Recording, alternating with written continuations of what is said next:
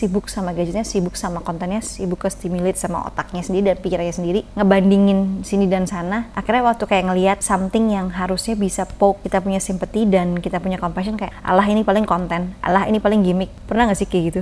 Serem ya?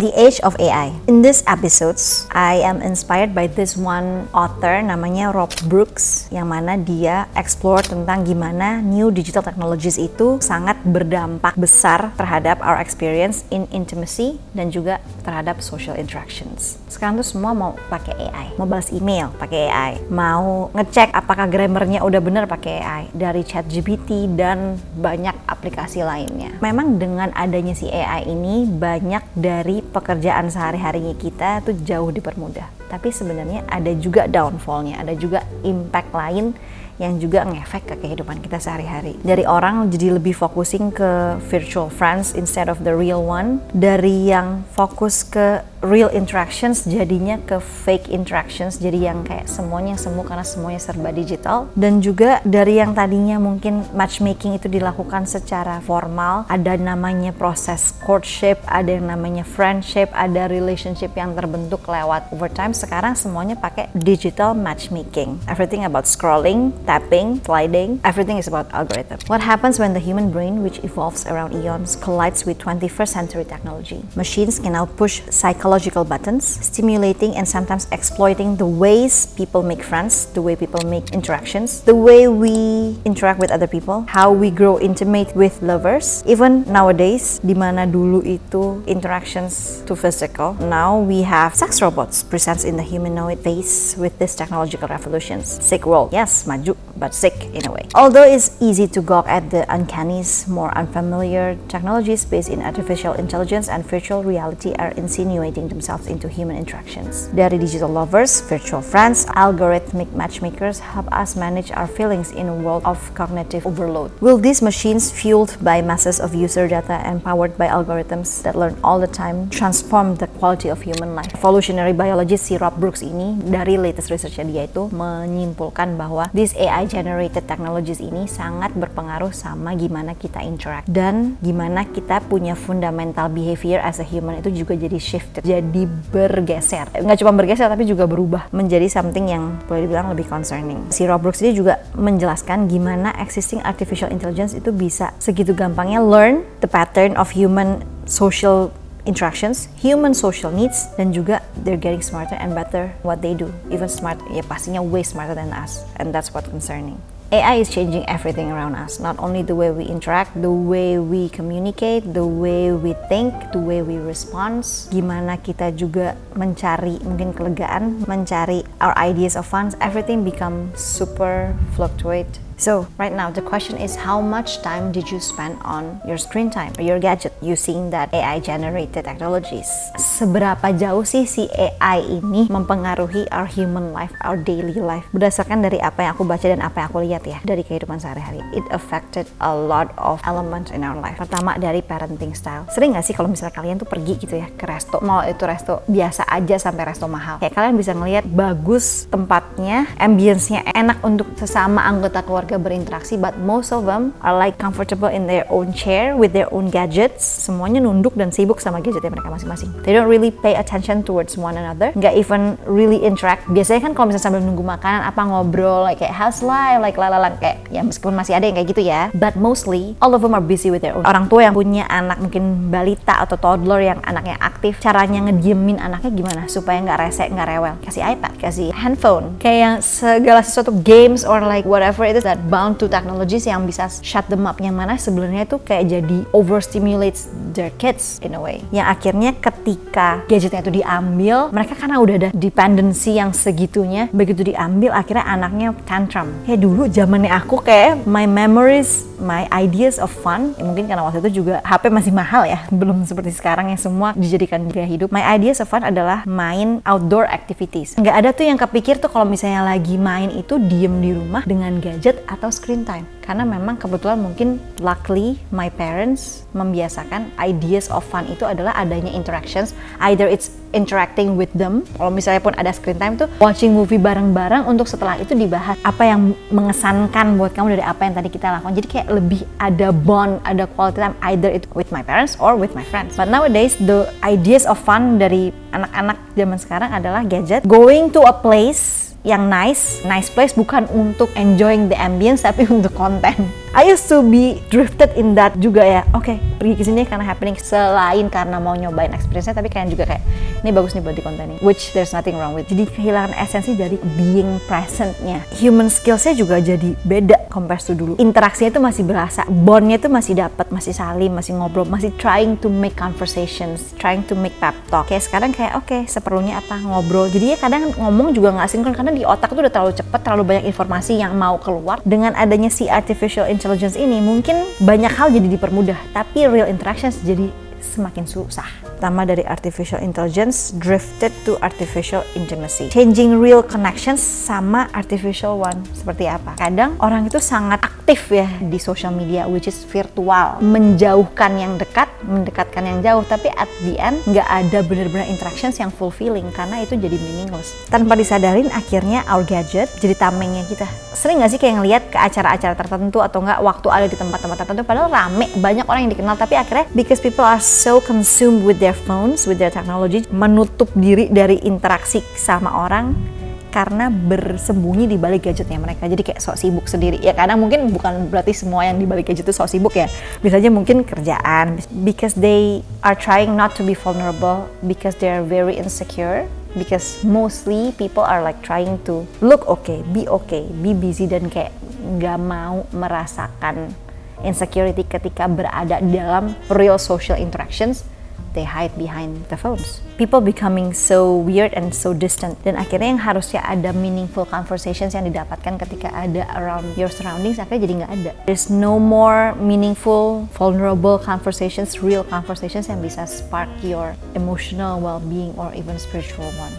Dan yang terakhir akhirnya ada mental health crisis. Sadly, padahal kita ada berapa over few billions people in this world, tapi kayak banyak banget yang jadinya suicidal. Ada either it's anorexic, either it's bulimic. Banyak orang yang saat ini jadinya sakit karena mereka ngerasa lonely. Sedih ya, padahal kan banyak nih surroundingnya. Kelihatannya followersnya banyak, rame, hidupnya indah, dikelilingi oleh orang-orang yang happening, berada di tempat-tempat yang wah. But then again, dalamnya tuh unfulfilled, empty, and lonely. And this loneliness, it kills. Kebetulan orang-orang yang sangat bergantung sama gadgetnya mereka dan juga artificial intelligence that are bound to it, terlihatnya somebody, rame, banyak interaksi, banyak temen. They have tons of friends online, basically, but they have no one to talking about real things. Dari that loneliness, dari segala sesuatu, masalah emosional yang timbul, masalah mental yang timbul karena this dependency dan overly consume sama social media.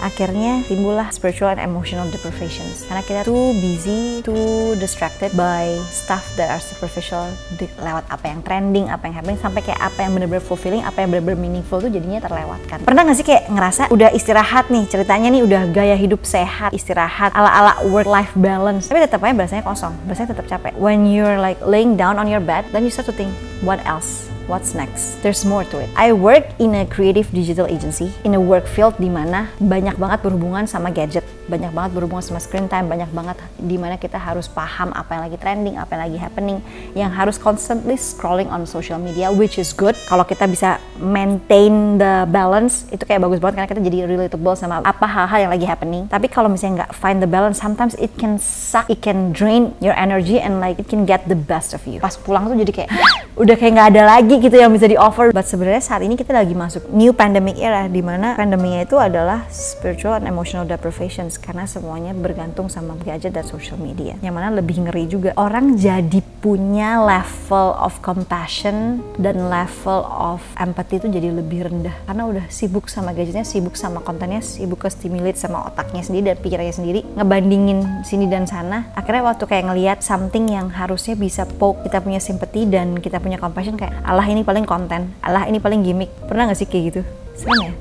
Satu lagi yang lebih ngeri lagi nih, karena kayak mungkin manusianya banyak, rame, interaksinya banyak, tapi kan kesepian tadi ya, terlihat semakin susah untuk mendapatkan perfect match buat jadi our soulmate. Kalau dulu kan orang masih do it manually, kenalan formal gitu ya, courtship. Sekarang kan nggak ada, either scrolling lewat a dating app. Ini ada satu movie, this movie about a man who fall in love with AI. Mr. Theodore Twombly, welcome to the world's first artificially intelligent operating system. We'd like to ask you a few questions. Okay. Are you social or antisocial? I guess I haven't been social in a while. How would you describe your relationship with your mother? Thank you. Please wait as your operating system is initiated. Hello, I'm here. Hi. Hi, I'm Samantha. What's it like to be alive in that room right now? I wish I could put my arms around you. Wish I could touch you. How would you touch me? Berapa banyak sebenarnya relations yang bisa terjalin kalau kita mau open up, kalau kita mau keluar dari our comfort zone dan keluar dari persembunyian kita dari gadget. Ya mungkin nggak akan selalu langsung perfect match karena ya sebenarnya ada algoritma membantu nggak membantu, karena kita jadi kayak tahu kira-kira orang seperti ini punya chance yang lebih besar untuk bisa cocok sama kita. But then again, soul itu tetap beda kalau kita do it manually, kalau kita mau try to get to know. Jadi bukan cuma apa yang dipampang dan dari data yang dikumpulin yang mana sebenarnya most of it juga fake juga kan.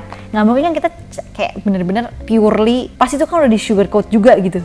Jadi pasti ada freak-freaknya juga kan. When do you actually need to have a social sabbatical, yang dimana kita take a pause dan kayak harus stop bersembunyi di balik gadget dan benar-benar try to live in the moment yang real, tidak bersembunyi di balik screen dan teknologi. First adalah waktu kita jadi kayak gampang banget stress, gampang banget feel irritated over something yang even small, dan punya less and less tolerance sama orang. Nggak harus selalu mengucilkan diri dari semua social media dan langsung kayak eat, pray, love journey, menolak semua teknologi. Enggak, but to balance it dan to cut off some. Yang kedua, kapan kita perlu punya social sabbatical? Waktu kita over intellectualize atau waktu kita jadinya lebih gampang untuk being judgmental, waktu kita gampang menggunakan pikiran kita sendiri dan langsung berasa si paling tahu dan si paling bijak, dan terkadang tuh tanpa kita sadari nggak semua bisa tersaring dengan baik, tapi semua itu ke store in our memories. Waktu kita mengalami sesuatu dan kita langsung jadi kayak over intellectualize everything dan langsung bisa self diagnose someone, or langsung sotoy ini pasti begini karena ini, menggunakan rasionalisasi kita sendiri dan sok paling iya lah intinya gitu ya. That's when you need to like detox yourself a bit, trying to stay grounded. It means that you are intoxicated by the information that you get from the social media or from our AI that we watch every day. That's concerning. Yang ketiga, waktu kita ngebiarin social media jadi alat tolak ukur untuk define us. That's concerning. Gadget ini menjadikan social media dan juga informasi yang terkadang nggak selalu penting dan nggak selalu benar jadi tolak ukur kita untuk mengukur sesuatu atau ngejudge sesuatu atau mungkin ngukur ke diri kita sendiri. Yang keempat, ketika we try to substitute real interactions sama something yang kita bisa swap easily, intinya kita lebih milih interaksi yang kita bisa kontrol, interaksi yang cuma superficial lebih daripada real interactions, yang mana interaksinya kita lebih pilih lewat gadget kita yang bisa kalau nggak suka block, nggak suka next, nggak suka swipe. Waktu kita lebih prefer those kind of interactions rather than the real one, that's when you know you need to cut it off. Saya salah satu korbannya. Kita di tengah-tengah kalangan generasi orang-orang di mana people are looking for something yang aesthetic rather than something yang authentic. And if we are not paying careful attention towards it, kita bisa kegurus dan jadi, akhirnya kita juga jadi superficial. Kita juga bisa jadi artificial rather than real and authentic. Apakah sesuatu yang aesthetic itu salah? Tidak. But when we lose our authenticity dan akhirnya choose something yang aesthetic rather than authentic, we're in a big trouble. Lebih sedihnya lagi, akhirnya we listen to people who have no capacity or no real life experience to tell a story just because they make themselves a good brand. Hanya karena mereka dikenal, hanya karena mereka adalah influencers, yang mana some of their ideas or some of their life motto or life values are not really, bukan sesuatu yang valid or bukan sesuatu yang bisa dijadikan acuan.